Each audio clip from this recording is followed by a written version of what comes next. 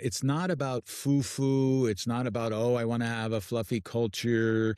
It is practically speaking about how do I improve results by harnessing everybody's energy. And by the way, there's some side benefits like turnover drops, which means your people are spending less time recruiting, less time training, and there's less stress in the organization. It drops because people feel fulfilled. They align with a purpose, they feel heard, and they feel seen as human beings. So Yeah. it's about results, it's about time. Welcome back to the Balancing Act podcast. I'm Andy Temte. On the Balancing Act, we talk to business leaders and industry experts to explore the balancing acts we play in our professional lives, learn about the events that put rocket boosters behind their career success. Today, we have Dave Garrison joining us. Dave is a nationally recognized business strategist and co-founder of Garrison Growth, where he helps CEOs and senior leaders rebuild buy-in, align teams, and drive results. He is the author of The Buy-In Advantage, Why Employees Stop Caring, and How Great Leaders Inspire Everyone to Give Their All. Welcome to the show, Dave. Thank you. Glad to be here. Excellent. Well, Dave, I ask all of my guests this question. Please give us the elevator pitch version of your story. My story is pretty simple. I grew up on the East Coast and West Coast. Went to school, got an MBA, degree in accounting, and decided I really didn't like accounting. But what I was really curious about was sales and marketing and how that worked. And so I worked in the broadcast industry, and I worked in the internet industry and the wireless industry. And that provided a pretty good foundation, ran multinational companies in each of those businesses and learned about different cultures and how you play out leadership in different cultures, made a ton of mistakes, and then was inspired by a friend of mine in Phoenix who wrote a book called Mistakes Millionaires Make to put together thoughts of what I'd learned from other people. So this is not, here's what you should do because here's what I did. I'll bet we have 1,000 people who worked for me who say, golly, I wish you'd done that stuff, Dave. But the buy-in advantage is really the culmination of what we learned. And my purpose and my goal is to work with teams of people to achieve things they didn't think were possible. It's tapping into potential. It's not telling them what to do. It's giving them tools to tap into potential. So that's a short story. I'm a proud dad with 2 kids. I'm a pilot. I'm a sailor. I love life. I feel very blessed. Nice. I love it when a guest weaves their purpose into their elevator pitch and have identified their purpose. So thank you for sharing that. Dave, one event in your life that just really put rocket boosters under your career? This may sound unusual, but when I was going to business school, my classmates were all interviewing with Bain Consulting and, all the big companies. And instead of going that path, I went with the path of managing broadcast stations. And I realized that getting out of school, I was at a rare inflection point where I could go staff or be a consultant, or I could get what I considered real world experience. So I'd worked full time since basically I was 17 years old. So I didn't lack for work experience. I worked all the way through college, put myself through college working, and went to college summers, weekends, all the time because I was working full time. But what I realized was I didn't have street experience. So with my freshly minted MBA, I assigned myself from corporate staff and broadcast to become a salesperson. And I went on the street on a commission job in Dallas, Texas, and had to go knock on the doors. And my first big sale was Fred Friendly Chevrolet. They didn't care I had an MBA. They didn't care I worked full time. They didn't care about any of that stuff. All they cared about was what they were trying to achieve and if I could assist them in that. And that humbling education of being a salesperson is just as valuable as an MBA. And so that I gave up a lot of money to do that, and I got a huge education worth a ton. Yeah.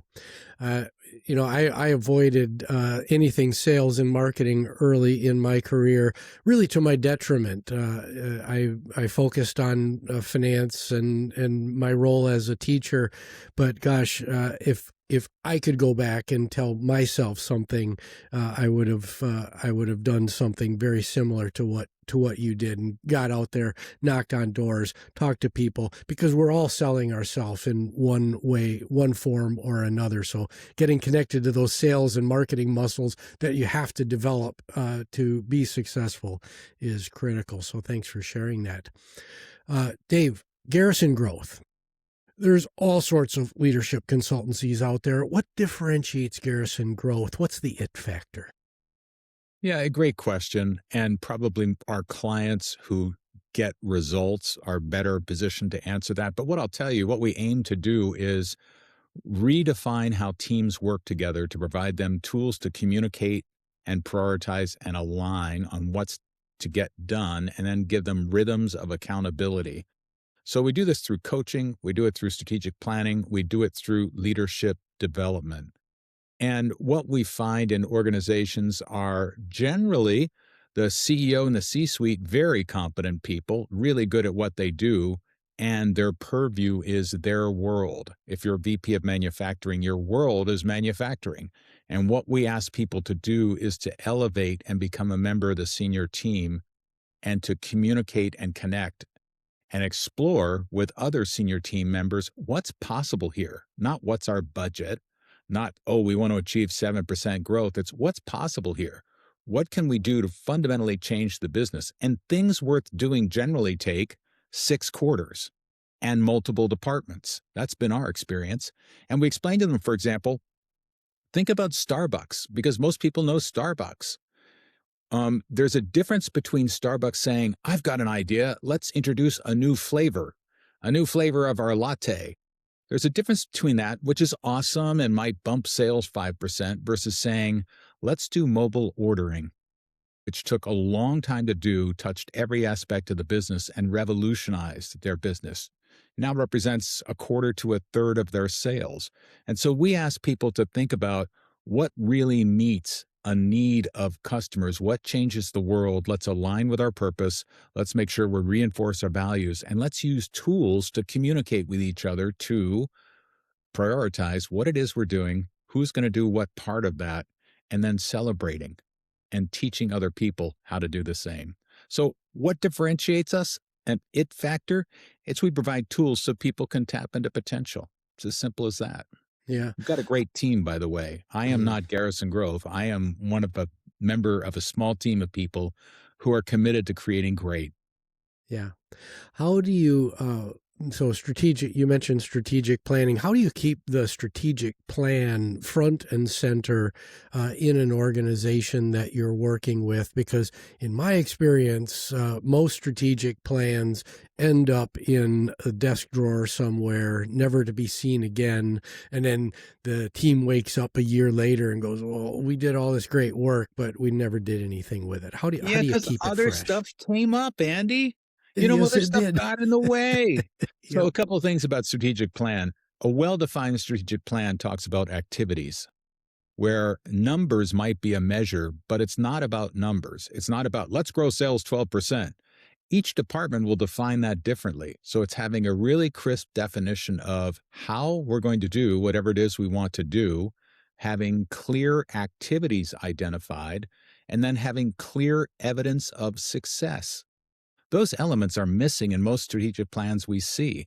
So it's co-creating a plan, and then having a rhythm of accountability so that and we chunk it down. We chunk it down into quarters. We look at it every single week and say, how are we doing against the quarterly chunk that I'm responsible for? And if we're off track, you're willing to say, hey, I'm off track. And people are willing to say, how can we support you? And so it's really this cycle of accountability and a rhythm of accountability that takes discipline, which is different than, okay, let's meet and solve our problems this week. That's Right. very short-term focus. Yeah. Yeah. So, Dave, introduce us to your book, the buy-in advantage. And as you're describing the book, as you get to the end, if you met a random reader on the street, what would you want them to tell you about their experience with the book, totally unaided? Yeah, I would want them to say, wow, some really practical ideas that I could apply that don't cost anything, that allowed me to be a better leader, but more importantly, allowed my team to work together to accomplish things we didn't think we could get done. So what's the primary thesis of the buy-in advantage then? It's basically that the data shows that employees don't really care. It doesn't mean that they're not good. It doesn't mean that they don't intend well. It means they show up and they say, tell me what you want me to do. And they're happy to do it. They have a smile on their face. It's great to be around them, but we're not tapping into the full potential. So I'll use the analogy of look at the energy you see when you see the Badgers play, right? You go to the football game, you see all that energy. Those same people show up Monday morning in the parking lot, and it's like, okay, it's Monday again. What do you want me to do? And we say things like, thank goodness it's Friday. Well, that's pretty scathing indictment of the workplace. And, the data shows 1/3 of people would recommend yours as a place to work. Half the workforce in America is looking for another job. How much of themselves can they bring? How much energy can they bring when they've got one eye out the door looking for another gig? It's not the leader's fault. Its leaders have never been provided the tools to create the environment. And one of the important things leaders do is create the environment so people are fully engaged and bring their full selves to work, their energy, their ideas, their enthusiasm, and they want to participate as opposed to comply. So it's a book about moving from comply to being fully bought in. Well, let's explore that a little bit more because perfect segue to our mentorship moment, our first one of two today. You now have the CEO of a mid-sized corporation sitting in front of you right now who has historically subscribed to the mindset that employees are coin-operated machines and that the marketplace for talent has an unlimited supply of those coin-operated machines. They've poo-pooed culture-building efforts. What's your advice to this individual to help them see the benefits of defining and investing in an aspirational culture? Yeah, I think an aspirational culture is a tool that gets to better results. So one of the questions we ask CEOs, so I was sitting in front of a group of 130 CEOs, global leaders in Sydney a couple of weeks ago, and I said, how many of you have an idea on how you could make your business better, how you could really change your business? And about 95% of the hands went up. And I said, okay, how many of you have time to implement your great idea? Almost none of the hands went up. So really, it's not about foo-foo. It's not about, oh, I want to have a fluffy culture. It is practically speaking about how do I improve results by harnessing everybody's energy, number one. Two, as important to the leader, how do I generate time for myself to do what I know to be important that I never seem to have time to get to? And so it's about buying time and it's about generating results. And by the way, there's some side benefits like turnover drops, which means your people are spending less time recruiting, less time training, and there's less stress in the organization. It drops because people feel fulfilled, they align with a purpose, they feel heard, and they feel seen as human beings. So it's about results. It's about time. Excellent. Dave, we're going to take a really short commercial break, and we'll be right back talking about leadership and employee engagement. Want to understand money, markets, and the economy to make better financial decisions? I'm Andy Temte. Join me every Saturday morning for Money Lessons with Andrew Temte on YouTube or your favorite podcast streaming service.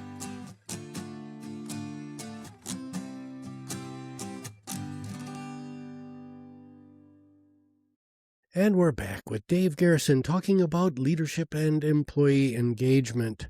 Dave, as I dug into your background preparing for the show, your time in the 1990s as CEO of NETCOM really stood out to me. You were intimately involved in heady internet growth days, and I'm curious about how you view the current rise of artificial intelligence in comparison to what you went through and its implication on culture and engagement. What lessons can we apply from what you went through to what we're going through now in an AI enablement world? Yeah, let me answer that question in two different ways. One is from inside the hurricane. So I was in front of groups raising money for the first public internet company, and we were having to explain what is the internet. And I'll never forget a dinner in Paris. Goldman Sachs took us to Paris because they want us to practice the road show. So they take you to Germany, then we go to Paris, and we go to London. And in Paris, I was interrupted by a question. A gentleman about three tables back said, "Excuse me, but who is the president of the internet?" And I explained the internet is a network of networks. And he said, "No, I don't think you understand the question. I need to know who is the president of the internet."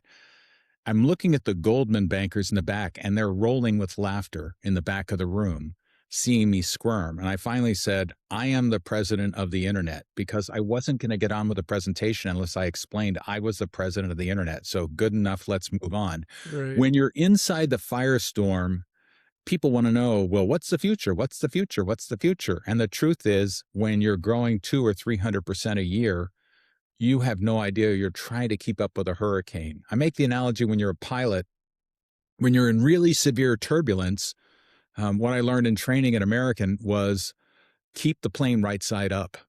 The turbulence is so violent, just keep it right side up. And that's a lot what it's like to run a public company in a rapidly growing market, as I'm sure it is for the AI leaders today. So that's Right. inside the hurricane. Outside the hurricane, AI today is a transformative technology, and we're not at the point where we understand what its potential is because it's not yet invisible to us.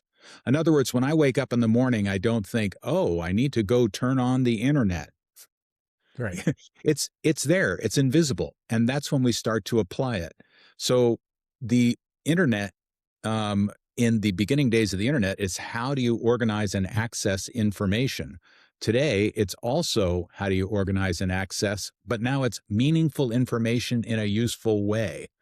And so AI is brilliant at that, and we don't yet understand how it will transform our lives until we have a generation of people who say, oh, yeah, it's just AI. It's not like turn on the AI or I'm going to use AI. It's just embedded into things. Now, here's a challenge. We have we've heard in the popular press AI has the potential to replace all these employees, Right. and that puts terror into employees' hearts. And it's like, oh no, here they go. What are they going to do to me? It makes it all the more important that leaders say, look, we're going to start to test AI and try out AI and be very clear about what the intention is. Is the intention to replace people?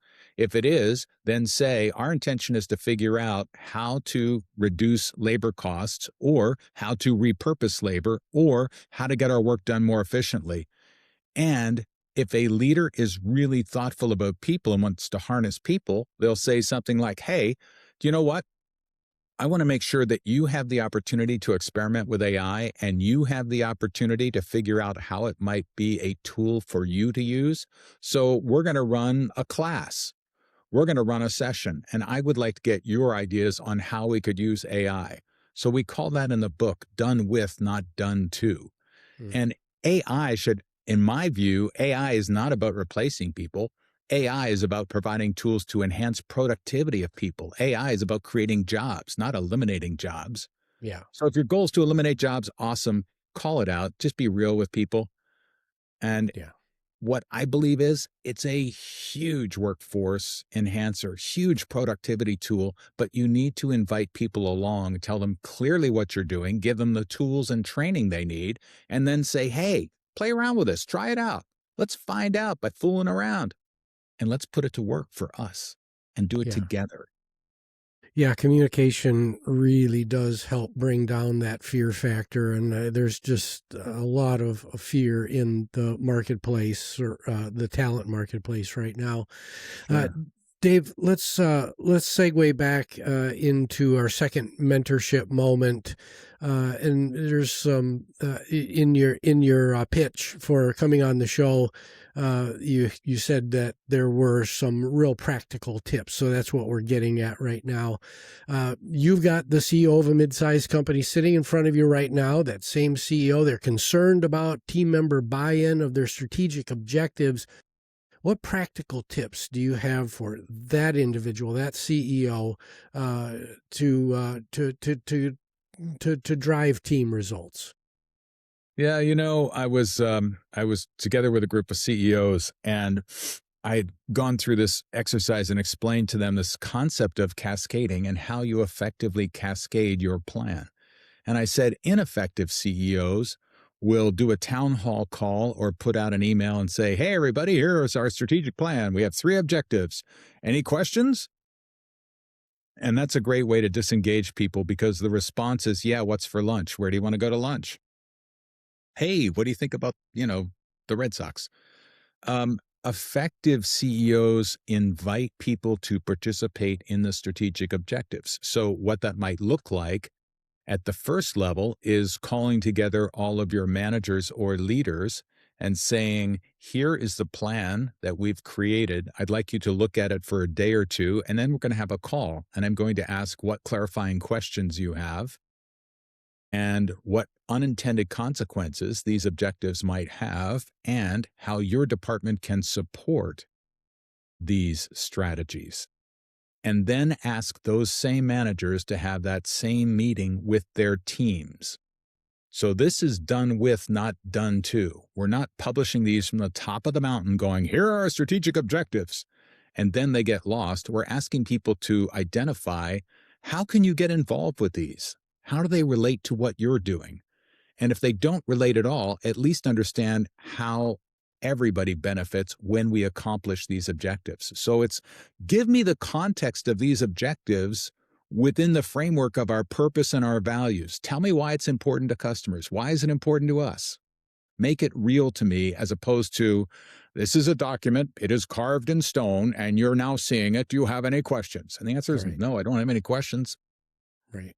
And so it's being really effective and intentional. Yeah. The continuous improvement concept of catch ball is what I just heard, that Mhm. you're Yes. bouncing the strategic plan back and forth. It's not set in stone, not etched in stone, and you're getting that feedback and that buy-in. Thank you for that. Dave, you've been involved with the Young Presidents Organization, YPO, for a long time.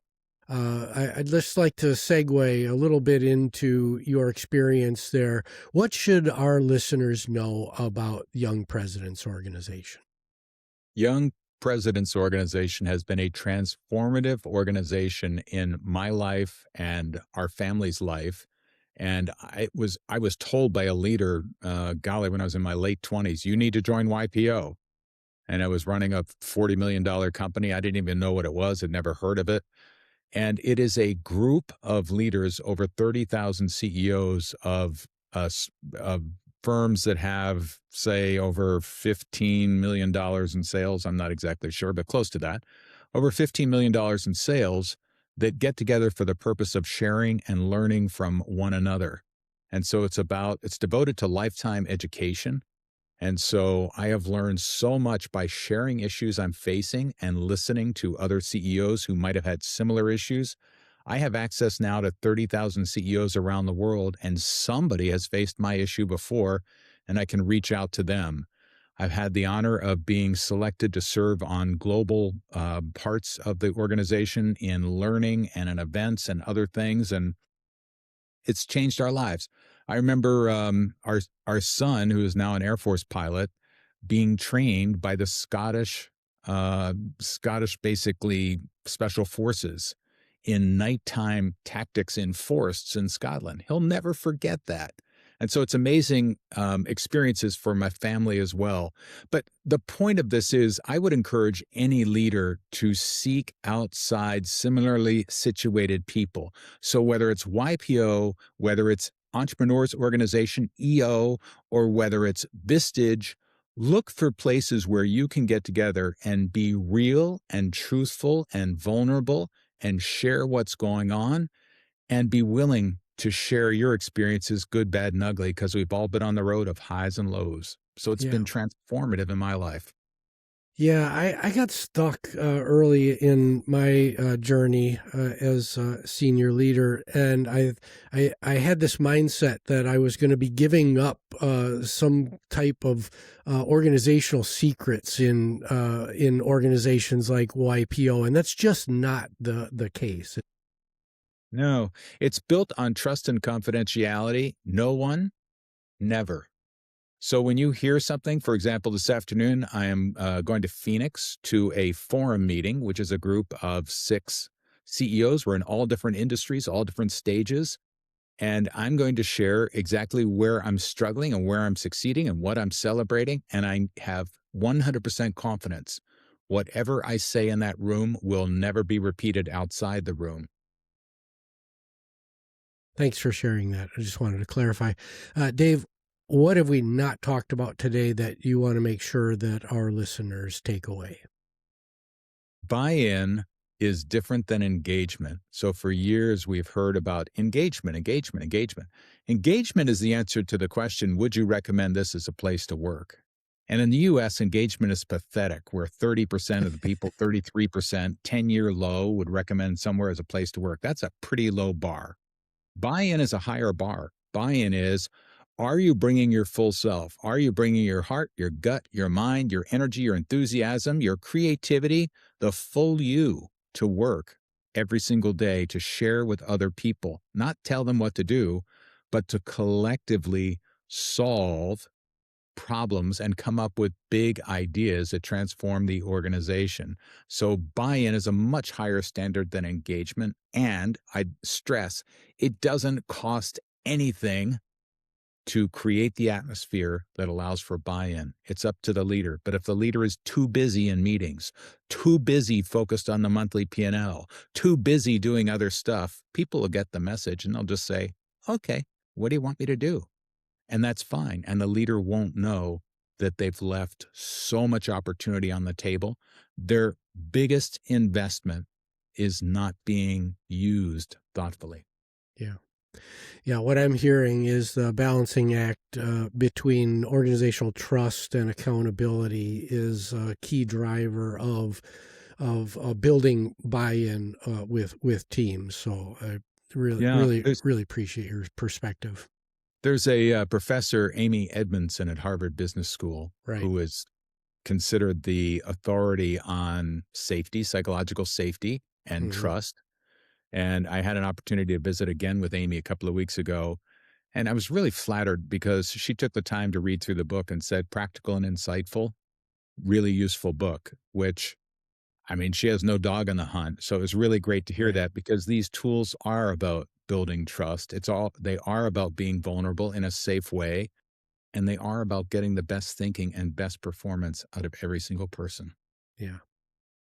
Well, Dave, thanks so much. Let's have a little fun and 3 lightning round questions, okay? Let's try. All right. Dave Garrison, you've just won a $100 million lotto jackpot, but there's a stipulation that half of your net winnings go to one philanthropic organization or a general cause. Who do you pick? Wow. There are 2 organizations that I know you asked for one, but there are 2 that I am so impressed with. One is the foundation of Pierre Omidyar, who is one of the founders of PayPal, who has donated his family money and devoted to his wealth to a couple of causes. And what's interesting is those causes are things like democracy around the world and human trafficking. And instead of just saying, I'll write big checks and have my name on buildings, they've hired a staff of people who are experts to make investments in companies that are for-profit companies addressing human issues around the world. So I would definitely consider Omidar. And I don't even know if you can donate to them, but Pierre is doing it right. Another is the Bill Gates Foundation. Again, very thoughtful, addressing human issues, not for his ego, but to truly change the world. So I wouldn't limit it to 50% of that $100 million. I'd say, I don't need that money. Let's do 85% or 90%. Yeah, let's go. All right, Dave, I give you access to a really small time machine, and you can send a message to an earlier version of Dave Garrison. What's the message, and what previous version do you send it to? Oh, good question. I would probably go back to Internet Dave Garrison and say it's okay not to love being a public company CEO because it's a very special set of skills, and go ahead and branch out, step away, and do what you love. And that is working with people to achieve potential. I wish I had done that years earlier. However, the experience of being 30 years in a multinational telecoms company allowed me perspective. Well, Dave, we're all works in progress. What are you focused on right now in your personal journey of growth? Yeah, it's making sure that I am only doing those things that are in line with my values and contribute to the purpose, as opposed to trying to please other people or shiny objects that come along the way. Yeah, Trying to use time thoughtfully. yeah. The biggest thing that damages a CEO are the shiny balls that flit in and out of the peripheral vision. It gets them distracted, and then their team members shrug their shoulders and go, "What are we doing here?" Yeah, so So, true, Andy. So true. yep, yep. Well, Dave, where can folks get a hold of you? Please check out the site, garrisongrowth.com. Connect with me on LinkedIn. Look over at Reddit under leadership. And we'd love to have you connect. You can go to buyinbook.com, buyin, book.com, where we have some free tools and assessments so you can assess your own buy-in, your team's buy-in, and tools to share with your team so you can have a discussion and decide, hey, where could we start? What could we do first? So check it out. Yeah. Thank you so much for being on the show today, Dave. Thank you for having me. My name is Andy Temte. This is the Balancing Act podcast. You can find the show on all the major streaming services as well as out on YouTube.